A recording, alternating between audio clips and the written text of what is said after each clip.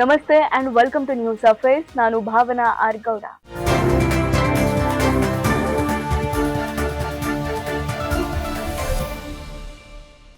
ಇತ್ತೀಚೆಗೆ ನೀವೊಂದು breaking news ಕೇಳಿರ್ತೀರಾ.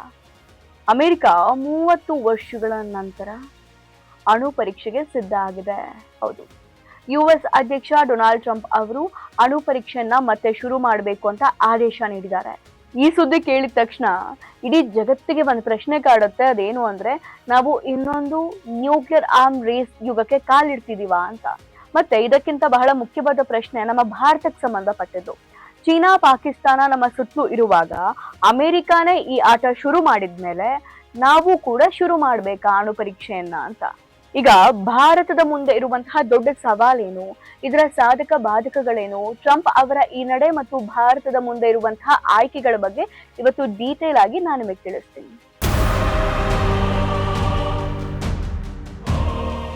ಈಗ ಈ ಕತೆ ಶುರುವಾಗಿದ್ದ ಎಲ್ಲಿಂದ, ಟ್ರಂಪ್ ಅವರ ಆದೇಶ ಏನಿತ್ತು, ಹಾಗೆ ಇದ್ರ ಹಿಸ್ಟ್ರಿ ಏನು ಅನ್ನೋದನ್ನ ನಾವು ಮೊದಲು ತಿಳ್ಕೊಳ್ಬೇಕು. ಈ ಕತೆ ಶುರುವಾಗಿದ್ದು ಬಹಳ ಸಿಂಪಲ್ ಆಗಿ. ಟ್ರಂಪ್ ಅವರು ತಮ್ಮ ಸೋಷಿಯಲ್ ಮೀಡಿಯಾದಲ್ಲಿ ಒಂದೇ ಒಂದು ಪೋಸ್ಟ್ ಹಾಕಿದ್ರು. ಅದೇನಂದ್ರೆ, ಬೇರೆ ದೇಶಗಳು ಪರೀಕ್ಷೆ ಮಾಡ್ತಿರುವಾಗ, ಅಂದ್ರೆ ಅಣು ಪರೀಕ್ಷೆ ಮಾಡ್ತಿರುವಾಗ ನಾವು ಮಾಡಬೇಕು, ತಕ್ಷಣವೇ ಅಮೆರಿಕದ ಪರಮಾಣು ಪರೀಕ್ಷೆನ ಪುನರಾರಂಭಿಸಿ ಅಂತ ಒಂದು ಲೈನ್ ಅನ್ನ ಪೋಸ್ಟ್ ಮಾಡಿರ್ತಾರೆ. ಇದು ಜಾಗತಿಕ ರಾಜಕಾರಣದಲ್ಲಿ ದೊಡ್ಡ ಬಾಂಬ್ ಸಿಡ್ಸದ ಹಾಗೆ ಆಗ್ಬಿಟ್ಟಿದೆ. ಯಾಕೆ ಅಂದ್ರೆ 1992ರಿಂದ ಅಮೆರಿಕಾದಲ್ಲಿ ಯಾವುದೇ ಲೈವ್ ಅಣು ಸ್ಫೋಟಕ ಪರೀಕ್ಷೆ ಅಂದ್ರೆ ಲೈವ್ ನ್ಯೂಕ್ಲಿಯರ್ ಟೆಸ್ಟ್ ಎಕ್ಸ್ಪ್ಲೋಷನ್ ನಡೆದಿಲ್ಲ. ಇಷ್ಟು ದಿನ ಅವರು ಏನ್ ಮಾಡ್ತಿದ್ರು ಅಂದ್ರೆ, ಸುಧಾರಿತ ಕಂಪ್ಯೂಟರ್ ಸಿಮ್ಯುಲೇಷನ್ ಮತ್ತು ಸಣ್ಣ ಪುಟ್ಟ ಪರೀಕ್ಷೆಗಳ ಮೂಲಕ ತಮ್ಮ ಅಣು ಬಾಂಬ್ಗಳು ಸೇಫ್ ಆಗಿ ಇದೆಯಾ ಇಲ್ವಾ ಅಂತ ಚೆಕ್ ಮಾಡ್ತಾ ಇತ್ತು. ಇದು ಯಾವುದೋ ತಮಾಷೆ ಅಲ್ಲ. ಅಮೆರಿಕ ಈ ರೀತಿ 33 ವರ್ಷಗಳ ನಂತರ, ಅಂದ್ರೆ 33 ವರ್ಷಗಳ ಮೌನ ಮುರಿಯೋಕೆ ಕಾರಣ ಏನು ಅಂತ ನೋಡಿದ್ರೆ, ಟ್ರಂಪ್ ಅವರು ನೇರವಾಗಿ ಚೈನಾ ಮತ್ತು ರಷ್ಯಾದ ಕಡೆ ಬೆರಳು ಮಾಡಿ ತೋರಿಸ್ತಿದ್ದಾರೆ. ರಷ್ಯಾದವರು ಈಗಾಗಲೇ ಪೊಸಿಡಾನ್ ಅನ್ನೋ ನ್ಯೂಕ್ಲಿಯರ್ ಟಾರ್ಪಿಡೋ ಮತ್ತು ಬ್ರಾವೆಸ್ಟಿಂಗ್ ಕ್ರೂಸ್ ಮಿಸೈಲ್ ನಂತಹ ಹೊಸ ಅಣು ಸಾಮರ್ಥ್ಯದ ಶಸ್ತ್ರಾಸ್ತ್ರಗಳನ್ನ ಟೆಸ್ಟ್ ಮಾಡ್ತಿದ್ದಾರೆ. ರಷ್ಯಾ ಅಧ್ಯಕ್ಷ ಪುಟಿನ್ ಅವರಂತೂ ಅಮೆರಿಕ ಟೆಸ್ಟ್ ಮಾಡಿದ್ರೆ ನಾವು ಮಾಡ್ತೀವಿ ಅಂತ ಬಹಿರಂಗವಾಗಿ ಹೇಳಿಕೆಯನ್ನ ಕೊಟ್ಟಿದ್ರು. ಇನ್ನು ಚೀನಾ ಅವರ ಕತೆ ಅದಂತೂ ಇನ್ನೂ ಭಯಂಕರ. ಕೇವಲ 5 ವರ್ಷಗಳಲ್ಲಿ ಚೀನಾ ತನ್ನ ಅಣು ಶಸ್ತ್ರಾಸ್ತ್ರವನ್ನ ಡಬಲ್ ಮಾಡ್ಕೊಂಡಿದೆ. ಅಮೆರಿಕದ ಮಿಲಿಟರಿ ತಜ್ಞರ ಪ್ರಕಾರ ಇನ್ನೊಂದು 5 ವರ್ಷದಲ್ಲಿ ಚೀನಾ ಅಮೆರಿಕ ಮತ್ತು ರಷ್ಯಾಗೆ ಸಮಾನವಾಗಿ ನಿಲ್ಲುವಂತಹ ಸಾಧ್ಯತೆ ಇದೆ. ಸೊ ಟ್ರಂಪ್ ಹೇಳೋದಿಷ್ಟೇ, ನಾನು ಸುಮ್ಮನೆ ಕೂತಿಲ್ಲ, ಬೇರೆ ದೇಶಗಳು ಈ ರೇಸ್ ಅನ್ನ ಶುರು ಮಾಡಿದ್ದಾರೆ, ಸೊ ನಾವ್ ಹಿಂದೆ ಬೀಳಬಾರ್ದು ಅಂತ. ಇದು 2ನೇ ಕೋಲ್ಡ್ ವಾರ್ ನ ಮುನ್ನುಡಿ ಅಂತ ಕೆಲವು ಜಾಗತಿಕ ವಿಶ್ಲೇಷಕರು ಹೇಳ್ತಿದ್ದಾರೆ. ಈಗ ಈ ಜಾಗತಿಕ ಗೊಂದಲದ ಕೇಂದ್ರದಲ್ಲಿ ನಮ್ಮ ಭಾರತದ ಪರಿಸ್ಥಿತಿ ಏನಾಗಿದೆ ಅಂತ ನೋಡ್ಬೇಕಲ್ವಾ. ಯಾಕಂದ್ರೆ ಅಣು ಶಸ್ತ್ರಾಸ್ತ್ರ ಹೊಂದಿರುವ ದೇಶಗಳಲ್ಲಿ ಭಾರತ ಕೂಡ ಒಂದು. ಆದ್ರೆ ನಾವು ಪಾಕಿಸ್ತಾನ ಮತ್ತು ಚೈನಾ ತರ ಅಲ್ಲ. ನಾವು ಕೆಲವೊಂದು ಪ್ರಿನ್ಸಿಪಲ್ ಗಳನ್ನ ಪಾಲಿಸ್ತಿದೀವಿ. ಮೊದಲನೇದಾಗಿ ಭಾರತ CTBT ಒಪ್ಪಂದಕ್ಕೆ ಸಹಿ ಹಾಕಿಲ್ಲ. CTBT ಅಂದ್ರೆ ಸಮಗ್ರ ಪರಮಾಣು ಪರೀಕ್ಷಾ ನಿಷೇಧ ಒಪ್ಪಂದ. ಇದೊಂದು ದೊಡ್ಡ ವಿಷಯ. ಅಮೆರಿಕ ಇದಕ್ಕೆ ಸಹಿ ಹಾಕಿದ್ರು ಕೂಡ ಅನುಮೋದನೆ ಮಾಡಿಲ್ಲ. ಅದಕ್ಕೆ ಅವರು ಟೆಸ್ಟ್ ಮಾಡಬಹುದು. ಆದ್ರೆ ಭಾರತ ಸೈನೇ ಹಾಕಿಲ್ಲ ಅಂತ ಅಂದ್ಮೇಲೆ ಕಾನೂನು ಪ್ರಕಾರ ನಾವು ಯಾವುದೇ ಸಮಯದಲ್ಲಿ ಅಣು ಪರೀಕ್ಷೆಯನ್ನ ಮಾಡಬಹುದು. ಹಾಗೆ 2ನೇದಾಗಿ ಭಾರತದ ಮೊದಲು ಬಳಸುವುದಿಲ್ಲ ಅನ್ನೋ ನೀತಿ, ಅಂದ್ರೆ ನೋ ಫಸ್ಟ್ ಯೂಸ್ ಪಾಲಿಸಿ. ಅಂದ್ರೆ ನಮ್ಮದು ಒಂದು ವಿಶೇಷ ನೀತಿ ಇದೆ. ಅಂದ್ರೆ ನಮಗ್ ನಾವೇ ಹಾಕೊಂಡಿರೋದು.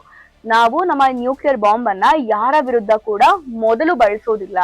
ಒಂದು ವೇಳೆ ನಮ್ಮ ಮೇಲೆ ಯಾರಾದ್ರೂ ಬಳಸಿದ್ರೆ ಅಥವಾ ನಮ್ಮ ದೇಶದ ಭದ್ರತೆಗೆ ಅಪಾಯ ಬಂದ್ರೆ ಆಗ ಮಾತ್ರ ನಾವು ತಿರುಗಿ ಹೊಡಿತೀವಿ. ಆದ್ರೆ ಈ ಹೊಸ ಸನ್ನಿವೇಶದಲ್ಲಿ ನಮ್ಮ ಈ ನಿಲುವಿಗೆ ಧಕ್ಕೆ ಆಗ್ಬೋದಾ ಅಂತ ಯೋಚನೆ ಮಾಡ್ಬೇಕಾಗಿದೆ. ನಮ್ಮ ಸುತ್ತಲಿನ ಪರಿಸ್ಥಿತಿ ನೋಡಿ, ಚೀನಾ ಇತ್ತೀಚೆಗೆ ಮೈಲುಗಲ್ಲುಗಳನ್ನ ದಾಟ್ತಾ ಇದೆ. ಪಾಕಿಸ್ತಾನ ಕೂಡ ನಮ್ಮ ಪ್ರತಿಯೊಂದು ನಡೆಯನ್ನ ಸೂಕ್ಷ್ಮವಾಗಿ ಗಮನಿಸ್ತಾ ಇದೆ.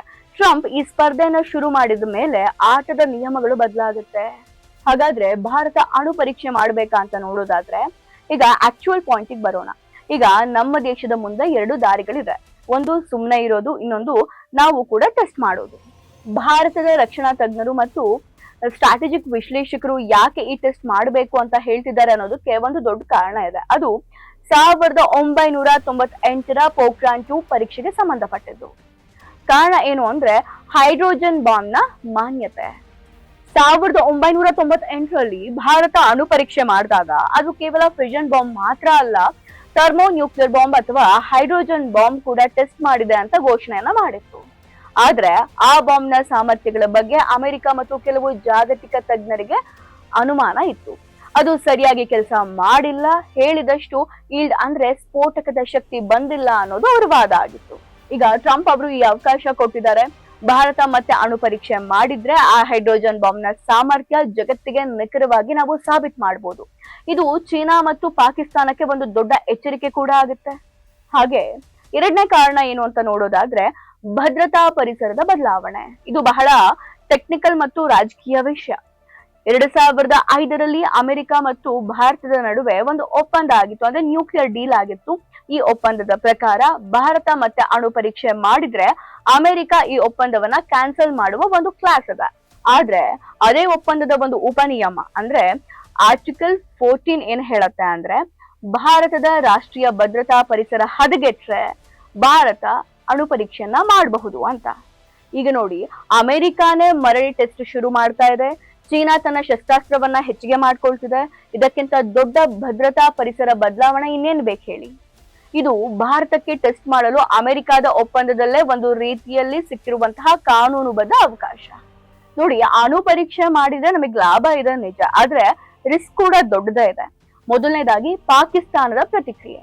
ಭಾರತ ಟೆಸ್ಟ್ ಮಾಡಿದ ತಕ್ಷಣ ಪಾಕಿಸ್ತಾನ ಕೂಡ ಖಂಡಿತವಾಗಿ ಟೆಸ್ಟ್ ಮಾಡುತ್ತೆ. ದಕ್ಷಿಣ ಏಷ್ಯಾದಲ್ಲಿ ಪರಿಸ್ಥಿತಿ ಇನ್ನಷ್ಟು ಬಿಗಡಾಯಿಸುತ್ತೆ.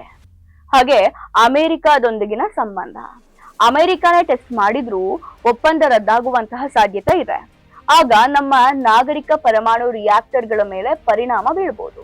ಹಾಗೆ ಜಾಗತಿಕ ಒತ್ತಡ. ರಷ್ಯಾ ಚೈನಾ ಮಾಡಿದ್ರೆ ನಡೆಯುತ್ತೆ, ಆದ್ರೆ ಭಾರತ ಮಾಡಿದ್ರೆ ಇಡೀ ವಿಶ್ವ ಸಮುದಾಯ ಮತ್ತೆ ನಮ್ಮ ಮೇಲೆ ಒತ್ತಡ ಹಾಕುವಂತಹ ನಿರ್ಬಂಧ ಹಾಕುವಂತಹ ಚಾನ್ಸಸ್ ಇದೆ. ಹಾಗೆ ತಜ್ಞರು ಏನ್ ಹೇಳ್ತಾರೆ ಅಂತ ನೋಡೋದಾದ್ರೆ ಈ ಬಗ್ಗೆ ನಮ್ಮ ದೇಶದ ತಜ್ಞರ ಮಾತುಗಳು ಬಹಳ ಮುಖ್ಯ. ನಿವೃತ್ತ ಸೇನಾಧಿಕಾರಿಗಳು ಮತ್ತು ರಕ್ಷಣಾ ವಿಶ್ಲೇಷಕರು ಏನ್ ಹೇಳ್ತಿದ್ದಾರೆ ಅಂದ್ರೆ ಪ್ರೊಫೆಸರ್ ಹ್ಯಾಬಿಮ್ಯಾನ್ ಜೇಕಬ್ ನಂತಹ ತಜ್ಞರು ಇದು ಭಾರತಕ್ಕೆ ಸರಿಯಾದ ಅವಕಾಶ, ರೈಟ್ ಆಪರ್ಚುನಿಟಿ ಅಂತ ಹೇಳ್ತಿದ್ದಾರೆ. ಭಾರತದ ನಾಯಕರು ಈಗ ಈ ಕುರಿತು ಗಂಭೀರವಾಗಿ ಯೋಚನೆ ಮಾಡಬೇಕು. ಈ ಅಣು ಪರೀಕ್ಷೆ ಮಾಡಿದ್ರೆ ಅಂದ್ರೆ ಈ ಟೆಸ್ಟ್ ಮಾಡಿದ್ರೆ ಅದು ಕೇವಲ ತಂತ್ರಜ್ಞಾನಕ್ಕಾಗಿ ಮಾತ್ರನಾ? ಇದು ಈಗಿನ ಬಾಂಬ್ಗಳು ಸ್ಟ್ರಾಂಗ್ ಆಗಿ ಇದೆಯಾ ಇಲ್ವಾ ಅಂತ ಚೆಕ್ ಮಾಡೋಕೆ. ಹಾಗೆ ಇನ್ನೊಂದು, ಟೆಸ್ಟ್ ಮಾಡೋದು ಒಂದು ರಾಜಕೀಯ ಸಂಕೇತ ಅಂದ್ರೆ ಪೊಲಿಟಿಕಲ್ ಸಿಗ್ನಲ್ ಉಳಿಸ್ಕೊಳ್ಳೋದಕ್ಕ ಅನ್ನೋದು ಕೂಡ ಯೋಚನೆ ಮಾಡಬೇಕು.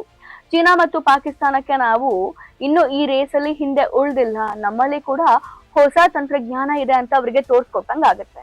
ಇಷ್ಟು ದಿನ ನಾವು ನ್ಯೂಕ್ಲಿಯರ್ ಟೆಸ್ಟ್ ಮೇಲೆ ಸ್ವಯಂ ಪ್ರೇರಿತ ನಿಷೇಧವನ್ನ ಹಾಕೊಂಡಿದ್ವಿ, ಅಂದ್ರೆ ನಮ್ಮ ಇಷ್ಟದ ಮೇಲೆಗೆ ನಾವೇ ಟೆಸ್ಟ್ ಮಾಡೋದನ್ನ ನಿಲ್ಸಿದ್ವಿ. ಈಗ ಪರಿಸ್ಥಿತಿ ಬದಲಾದಾಗ ನಾವು ನಿಷೇಧವನ್ನ ಮುರಿಬೇಕಾ ಅಂತ ಒಮ್ಮೆ ಯೋಚನೆ ಮಾಡ್ಬೇಕು.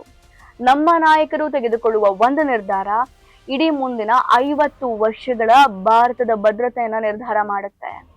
ತಕ್ಷಣದ ಲಾಭವನ್ನ ನೋಡ್ಬೇಕಾ ಅಥವಾ ನಮ್ಮ ಮುಂದಾಲೋಚನೆಯ ಪರಿಣಾಮಗಳನ್ನ ಒಮ್ಮೆ ಗಮನಿಸಬೇಕಾ ಅನ್ನೋದು ಒಮ್ಮೆ ಯೋಚನೆ ಮಾಡ್ಬೇಕಾಗಿದೆ. ನಿಜಕ್ಕೂ ಈ ಒಂದು ನ್ಯೂಕ್ಲಿಯರ್ ಟೆಸ್ಟ್ ವಿಚಾರ ಭಾರತಕ್ಕೆ ಒಂದು ಬ್ರಹ್ಮಾಸ್ತ್ರದ ಆಯ್ಕೆ ಅಂತಾನೆ ಹೇಳ್ಬೋದು. ಫೈನಲ್ ಆಗಿ ಹೇಳೋದೇನಂದ್ರೆ ಅಣು ಪರೀಕ್ಷೆಯ ವಿಷಯ ಬಂದಾಗ ತಂತ್ರಜ್ಞಾನ, ರಾಜಕೀಯ, ಕಾನೂನು ಮತ್ತು ನಮ್ಮ ದೇಶದ ಭವಿಷ್ಯ ಎಲ್ಲವೂ ಕೂಡ ಒಂದಕ್ಕೊಂದು ಬೆಸೆದುಕೊಂಡಿದೆ. ಟ್ರಂಪ್ ಅವರು ಕೇವಲ ಒಂದು ಆದೇಶ ನೀಡುವ ಮೂಲಕ ಇಡೀ ಏಷ್ಯಾ ಮತ್ತು ವಿಶ್ವದ ಭದ್ರತಾ ಸಮೀಕರಣವನ್ನ ಬದಲಾಯಿಸ್ಬಿಟ್ಟಿದ್ದಾರೆ. ಈಗ ಈ ಒಂದು ಚೆಂಡು ನಮ್ಮ ಪ್ರಧಾನಮಂತ್ರಿ ಮತ್ತು ನಮ್ಮ ಭದ್ರತಾ ಮಂಡಳಿಯ ಅಂಗಳದಲ್ಲಿದೆ. ಈಗ ಭಾರತೀಯರು ಯೋಚನೆ ಮಾಡಬೇಕು, ಈ ಪರಿಸ್ಥಿತಿಯಲ್ಲಿ ಭಾರತ ತನ್ನ ಹಳೆಯ ಹೈಡ್ರೋಜನ್ ಬಾಂಬ್ ಅನುಮಾನಗಳನ್ನ ನಿವಾರಣೆ ಮಾಡೋಕೆ ಮತ್ತು ಹೊಸ ಜಾಗತಿಕ ಅಣು ಸ್ಪರ್ಧೆಗೆ ಸಿದ್ಧವಾಗಲು ಮತ್ತೊಂದು ಅಣು ಪರೀಕ್ಷೆಯನ್ನ ಮಾಡಬೇಕಾ ಅಥವಾ ಸದ್ಯಕ್ಕೆ ಸುಮ್ಮನಿದ್ದು ರಾಜತಾಂತ್ರಿಕ ಮಾತುಕತೆಗಳ ಮೂಲಕ ಪರಿಸ್ಥಿತಿಯನ್ನ ನಿಭಾಯಿಸಬೇಕಾ ಅಂತ. ಇದಾಗಿತ್ತು ಇವತ್ತಿನ ನ್ಯೂಸ್ ಅಫೇರ್ಸ್ ಅಪ್ಡೇಟ್. ನೋಡ್ತಾ ಇರಿ ಇನ್ಸೈಟ್ ರಶ್ಮಿ. ಧನ್ಯವಾದ. ವಂದೇ ಭಾರತ ಮಾತರಂ.